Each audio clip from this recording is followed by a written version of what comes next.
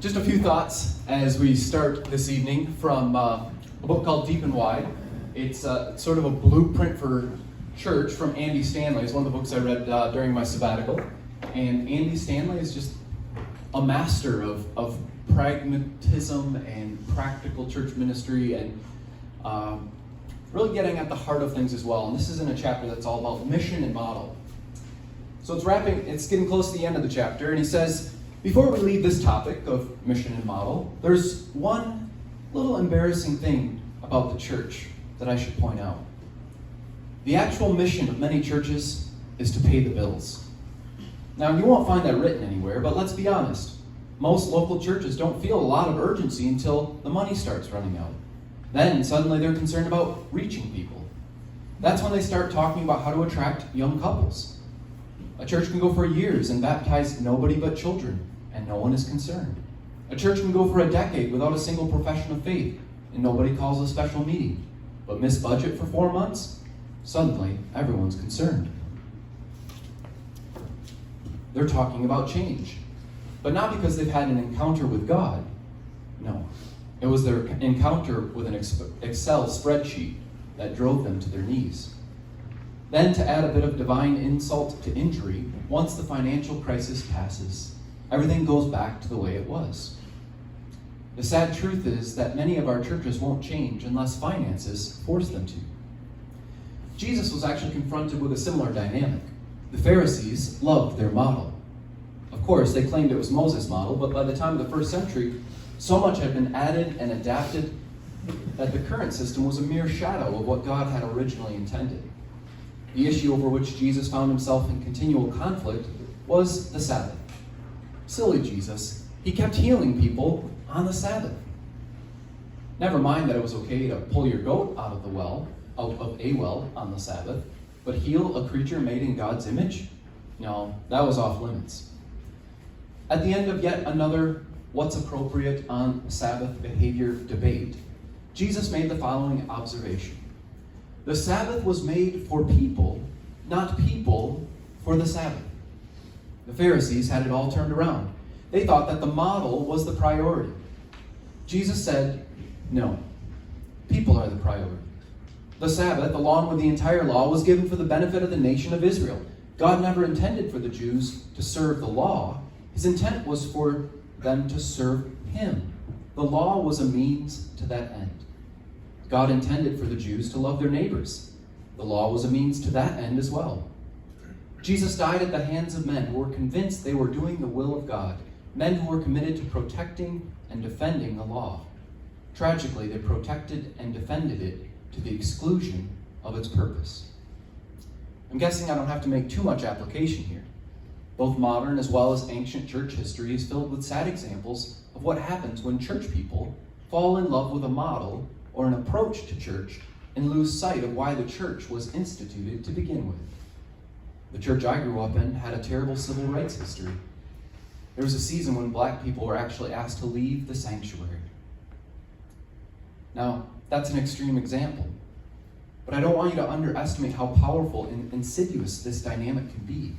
It's this dynamic that's currently keeping thousands of churches in a holding pattern.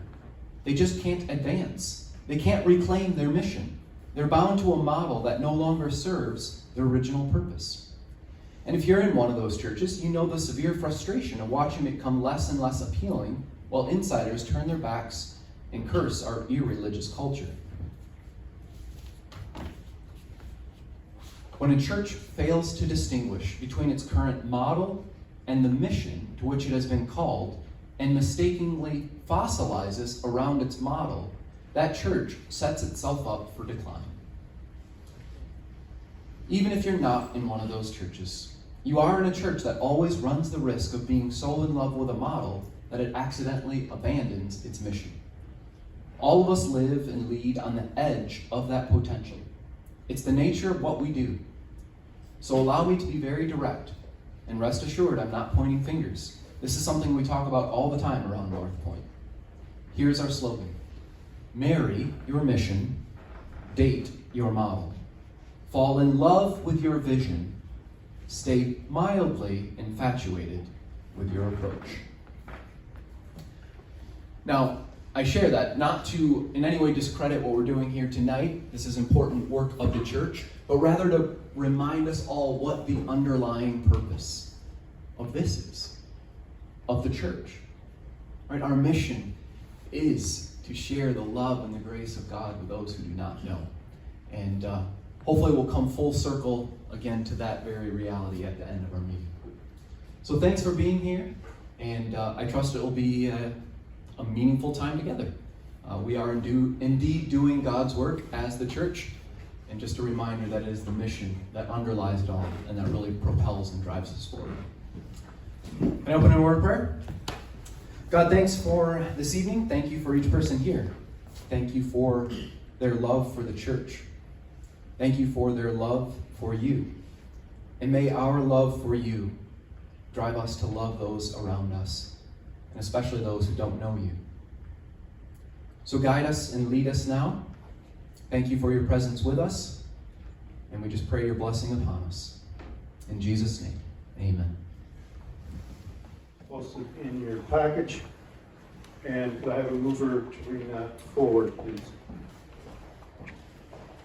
Marv, support from someone? Supported. Any questions, errors, or omissions that anyone has noted on them? Seeing none, show of hands to approve. Thank you. Against, same sign. Carried. You're against, Christine? Oh,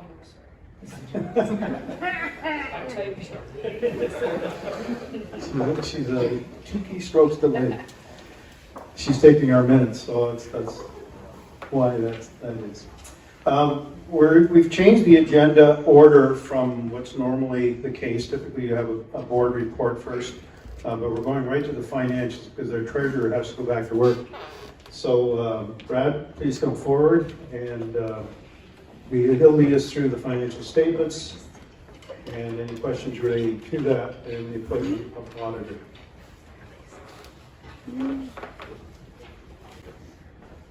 Good evening, everybody. I trust everybody's had a chance to at least look at the statements. I'll kind of do a couple quick highlights, and if there's any questions, I'll try to answer those as we go through it. So the statements of the church are for the church building itself that we're in, as well as the neighboring property, 531 Pelvic, which is the rental property, the second column there. So year over year, there's not a lot of changes to the current assets. Long-term assets are detailed in number 3. Those predominantly are the buildings themselves. And then for working our way down to the liabilities, the $60,000 government loan from last year has been repaid, so that at due dates, if you paid $40,000, you have to pay $20,000 as income, so we paid that to take the win. And we've been making some payments on the mortgage payable. So for June 30th, we have total assets of a little over $5 million, total liabilities of $1.6 million, and then the fund balances themselves totaling about $3.5. That's just really quick for the balance sheet. Does anybody have any questions on those? Okay.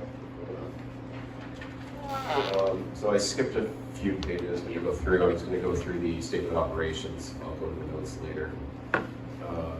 So the operations themselves are predominantly the ministry fund, and then we also have some externally restricted funds, which are the Christmas campaigns, the bulk of it, and any other special fundraising we do during the year. And then the grow fund is the fund that we use to pay the principal on the mortgages. Those are the largest revenue line items. The subsidies and grants of $33,000 include the $20,000 from the CEBA loan, as well as $13,000 of wage grants from the government COVID programs. So total receipts by the church is about $900,000. Expenditures of the church are detailed in there as well. Once again, various funds going through. We paid $90,000 on the mortgage in the past year, and we had disbursements for the special causes of $114,000 to line up with the revenue there. And then last year, the expenses were a little bit higher for operations. We actually did carry on some ministry programs for 2020, 2021. COVID pretty much shut the church down, so last year we did get some of the programs like the children's ministry up and running. And that's why going through, you'll see some increases on line items across the statement of operations. Is there any question on statement of operations?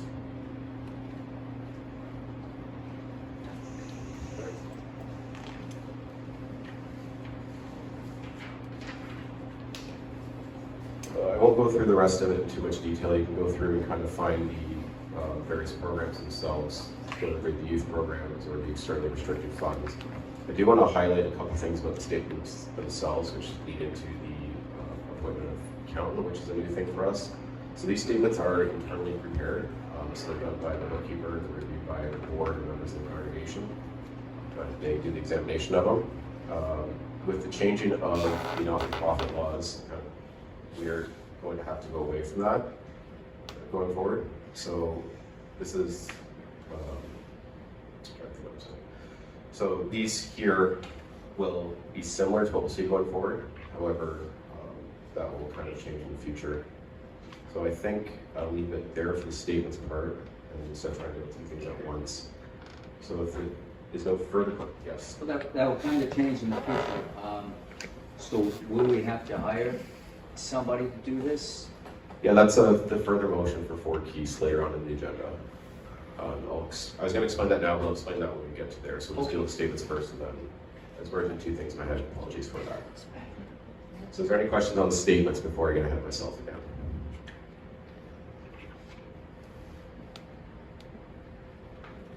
Yep, seeing none, so I move to accept these statements for the fiscal year ended June 30th, 2022. Seconded. All in favor?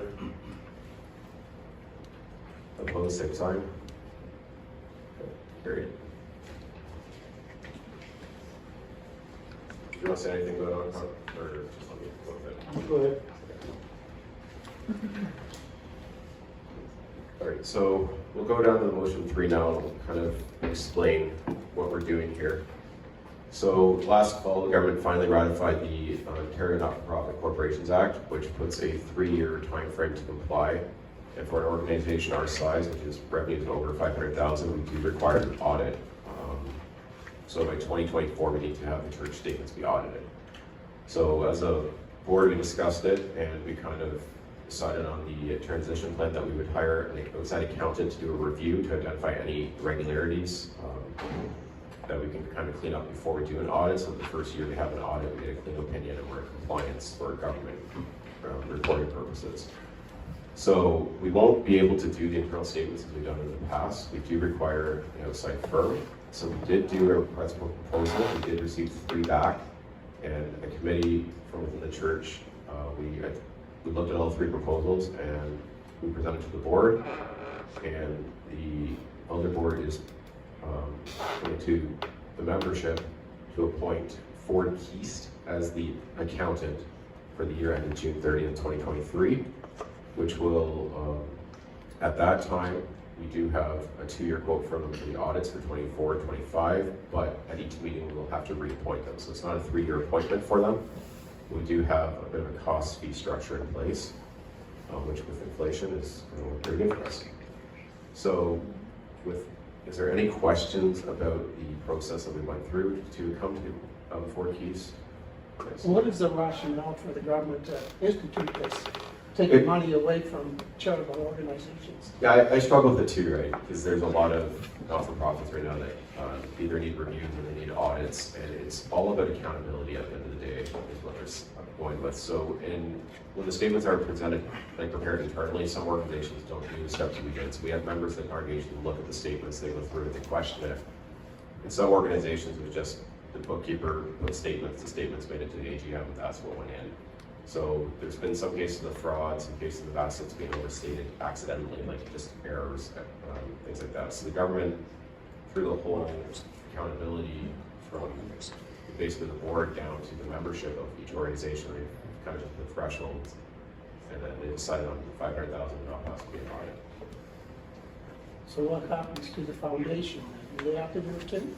The foundation is a federally incorporated thing, so that runs on a different set of rules, and so they can probably get by with just a review if that's what that board and membership to sign on.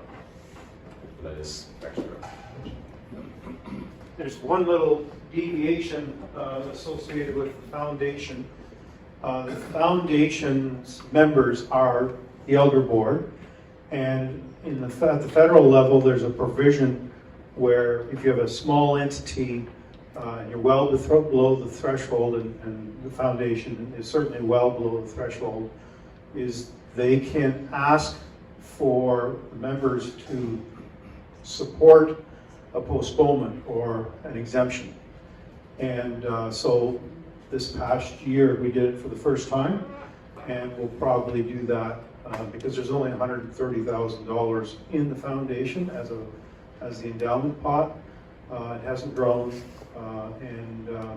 so it's actually, to be quite frank, it's one of the questions under discussion at the elder board is, and also at the foundation board. If you do everything the way they want it, it doesn't make sense to have a foundation. There isn't enough revenue for the foundation to even exist. So we are looking at options on a going forward basis to maybe do it a little differently. So we'll see. Are you open for questions on that right now? Yeah. What real estate does the foundation have? The foundation has and Rick, you're going to have to help me with some of the numbers. 101 Kent. 101 Kent, which is the apartment building, the legal, or what, the corner building that the lawyer was occupying. He's now just moved out. And they also manage the building the sanctuary is in it, although that is registered under the church. But we treat it as if it's part of that collection because it's just a little easier that way. We keep this operations and sanctuary building is part of the other group. But, not to be difficult, but you say the foundation has $131,000 in assets, but aren't those 2 feet of real estate also considered assets of the foundation? That's correct. So one of the questions relating to this whole process that we're looking into is, what's the metric for measurement? Is it holdings or value, or is it annual revenue? And we don't have the answer for that. Yes, well, the foundation is, just broadly speaking, with these 2 buildings worth at least $800,000. Well, got 11 units in 101 Kent. That's a large entity. Yeah, the measurement metric is unclear to us yet as to which way we have to treat it in terms of the threshold for auditing or not. Oh, okay. Whether this is you're going to need to, this will go above the 500,000, or was it 400,000 that triggers the new law? Yeah, federal uses 500 as well, but they have multiple thresholds. And right now, we're basing it on the endowment piece. We've not factored in the influence of the buildings and what that does to it. So whether it's asset value or whether it's annual revenue is unclear. And then how do you treat income relative to the revenue from the occupants that are renting? That's all part of the equation. Thank you. It's not neat, Harry. And you have to factor in, like you say, 101 is worth a lot, but there's times when we say, let's crash it. And that's part of the ad hoc committee that's yet to be formed and activated. That's part of their discussion. But worth a lot to us, but worth, in another dimension in market value. I'll let Mark answer that question because he deals with it on a daily basis. Yes, Harry? What's the fee that Ford Case is charging for the audit? So for the first review year, so for 23, the fee's 8,000, and then for the audit years, we're doing it for 10. I didn't catch that, sorry. So 8,000 for the review, and then for the audits, they're gonna do the audits for 10,000 each. So 8,000 for initial review and then 10,000 for the audits after that, Yes, which comes out of our operating budget. yes it does.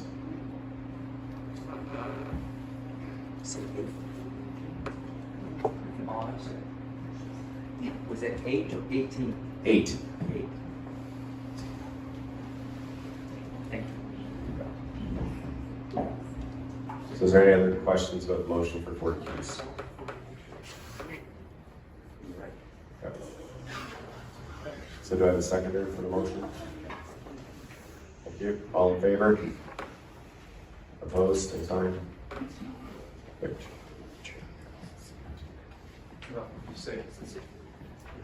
Let me just say thanks to Brad.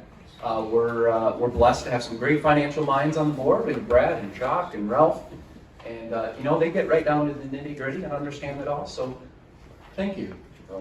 And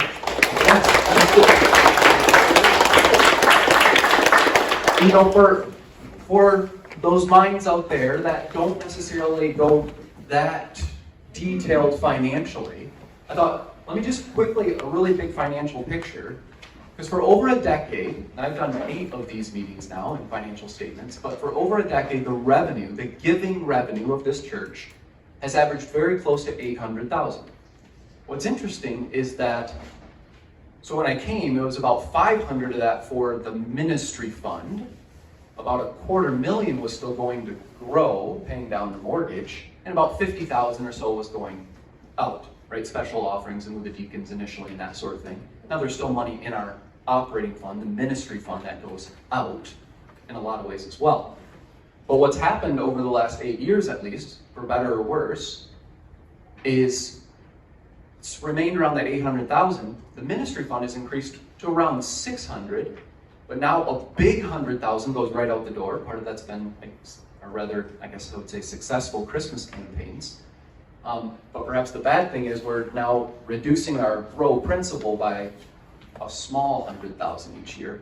We do have a little over 1.3 on that mortgage, which we've been maybe not real aggressive toward, given we were paying a relatively small interest rate. Unfortunately, as we all know, that's jumping significantly.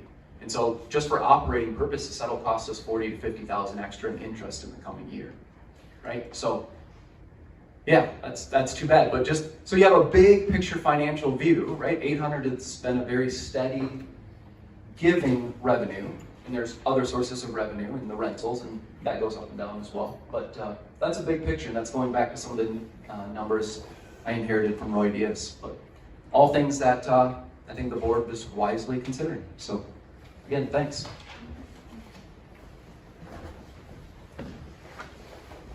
I'm sure you'd love to do it. You finished? Oh, the budget, yes, okay. Back when we were kind of doing everything online and you were getting reports online, and the budget approval process was online, there were some frustrations expressed at that time that didn't like that. And at that point, Elder Board, promised that we would allow some dialogue around the budget. Now, we're already well into it, but that's okay. So anyone that has any questions pertaining to the budget or things that they would like to discuss or query, please, you have the opportunity to do that now. And I'll pass this off to Brad to field any questions, or Steve, because he has a little bit more knowledge of how some of the GL lines will be utilized. Anyone?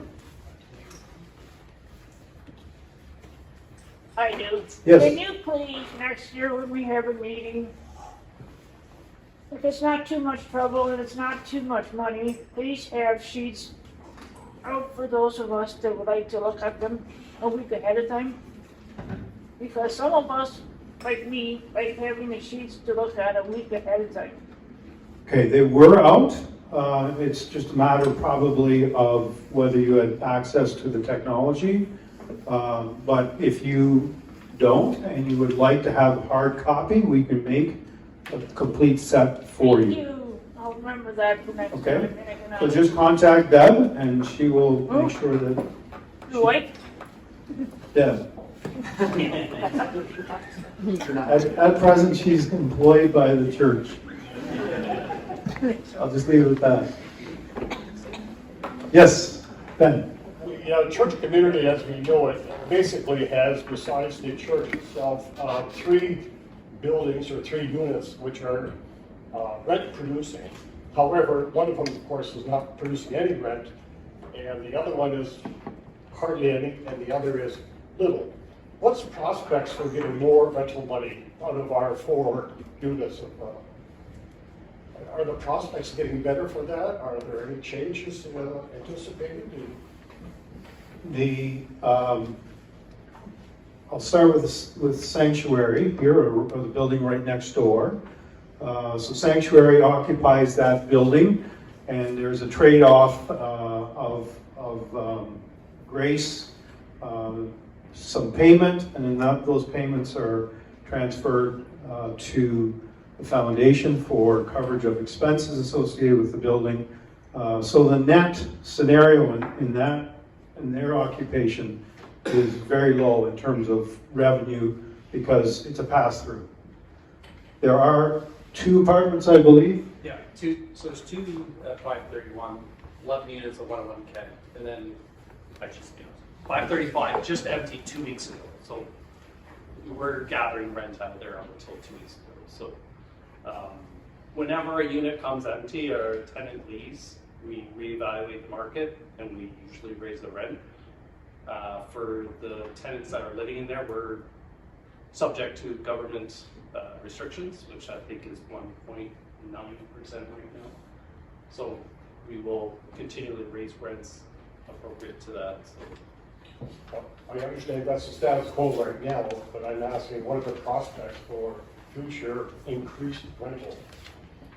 We have 4 buildings that are available for rental, so there's a potential there to do quite a bit. The 101 is fully occupied, so the only opportunity you have there is to increase on an annual basis. And then when you have a change of tenant, then you can bump it more than the minimum restricted annual rate. That's one opportunity, or 2 there, on that building alone. On the legal building, or I call it legal because the lawyer was in it, but what's the number? 535.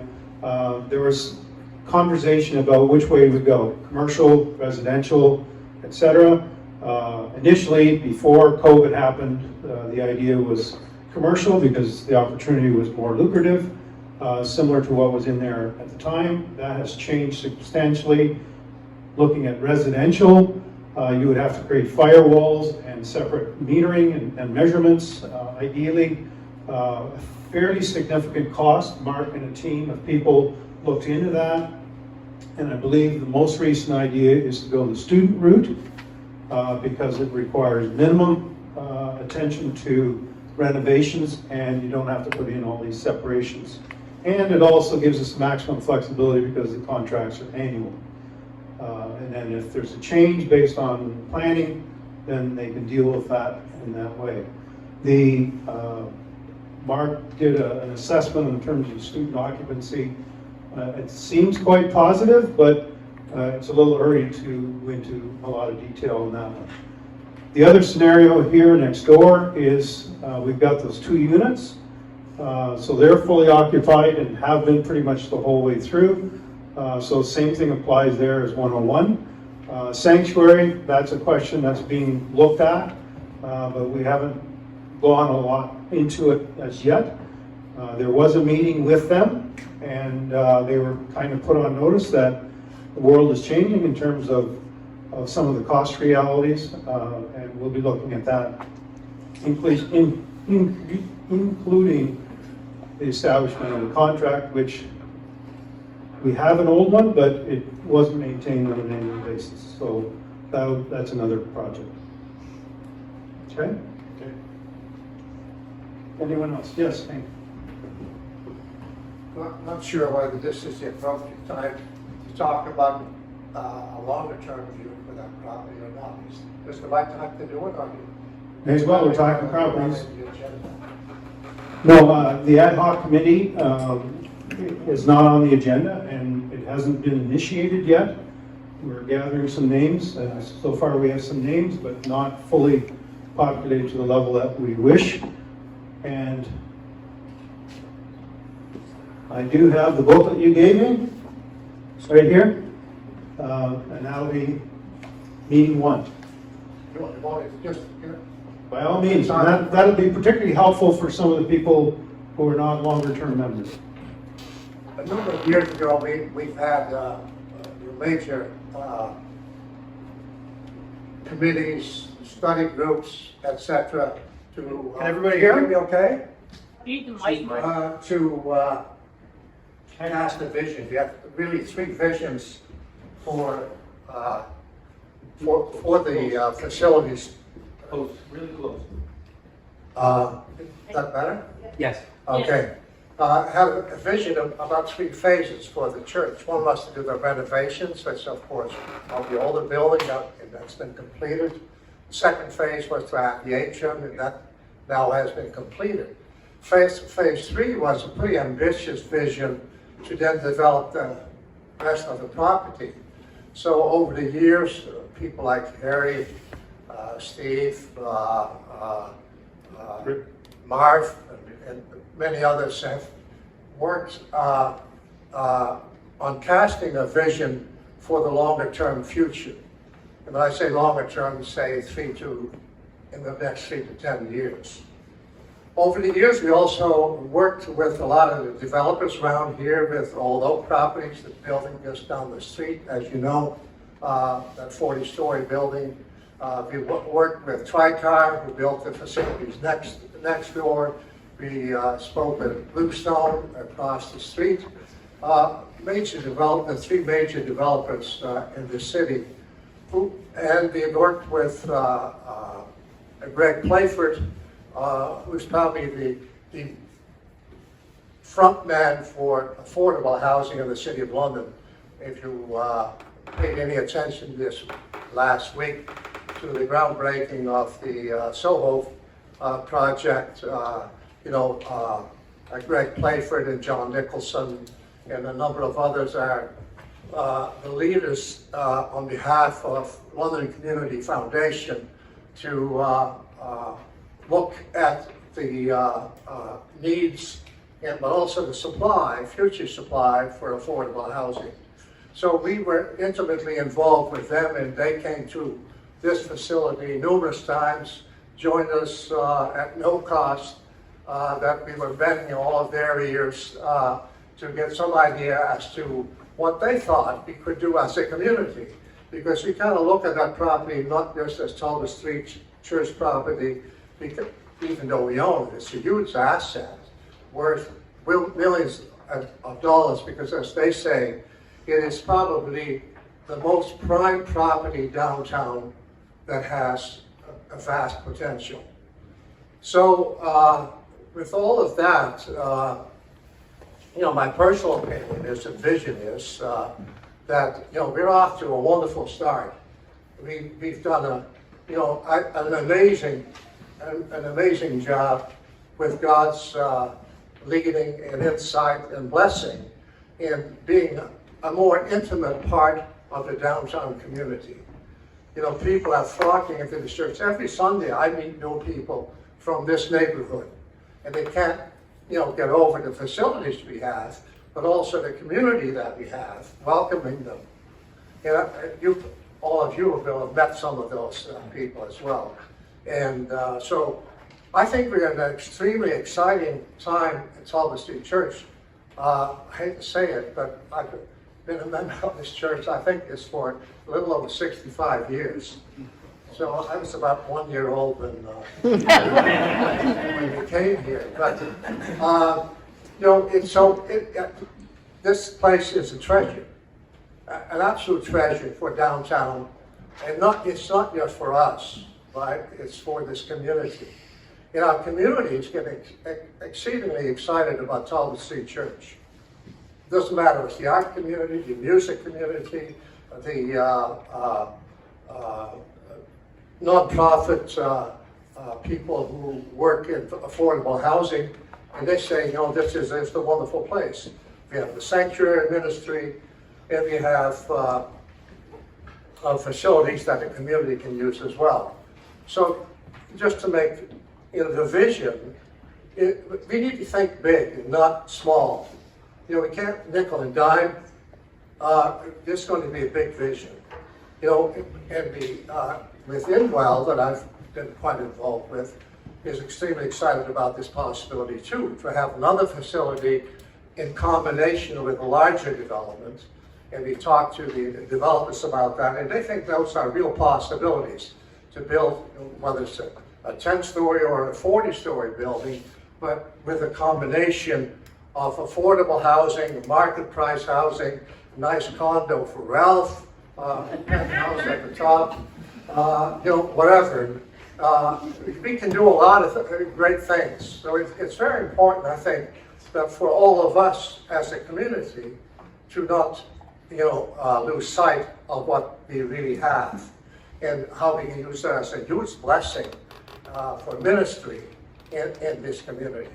So I just wanted to comment on that, so that, especially for those of you who might be relatively new and haven't been engaged in the long history of this property, and above all its ministry, it's getting to be pretty exciting. We now have a staff that I think is probably second to none of any of our downtown churches, and I think with God's help and your vision and insight, just think big. I think it's going to be a great place for you to continue to be part of and make it grow.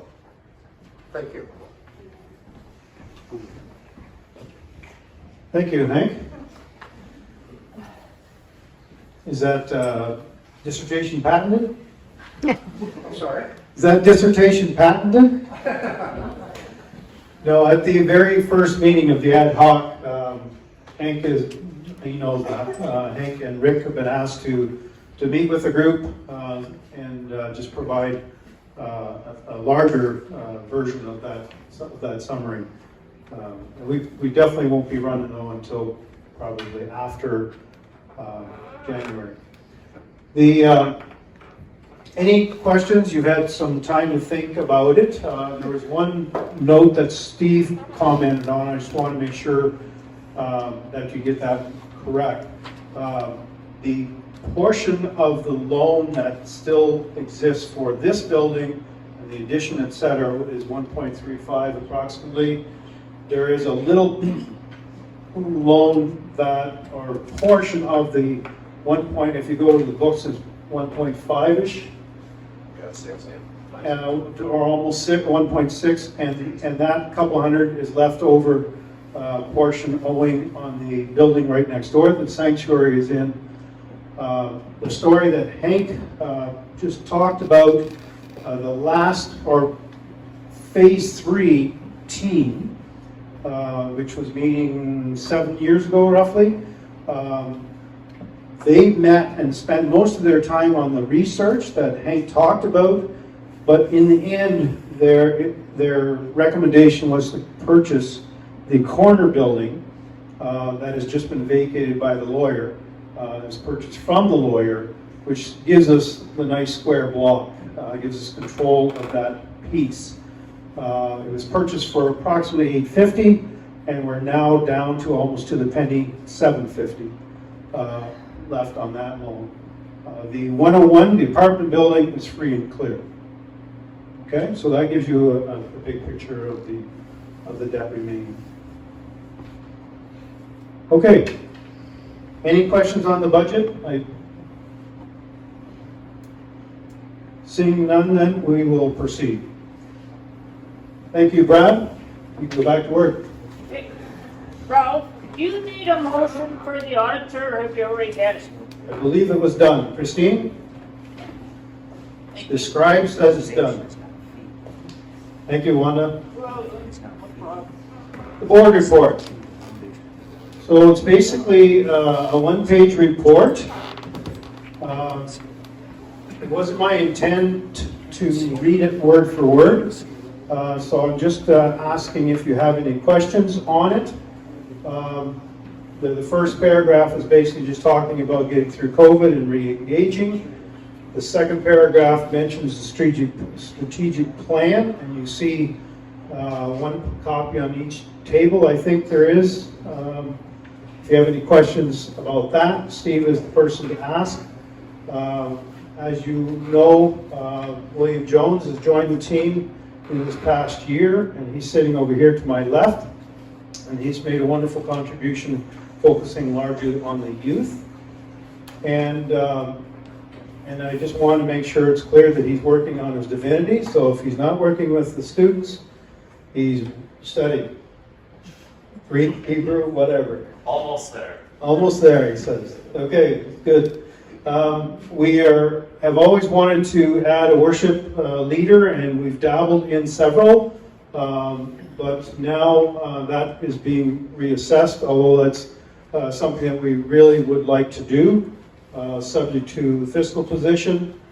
The bylaws, Brad's already mentioned that. We need to update our bylaws. We're waiting for a template, and we'll be moving to annual auditing. And we are in a rising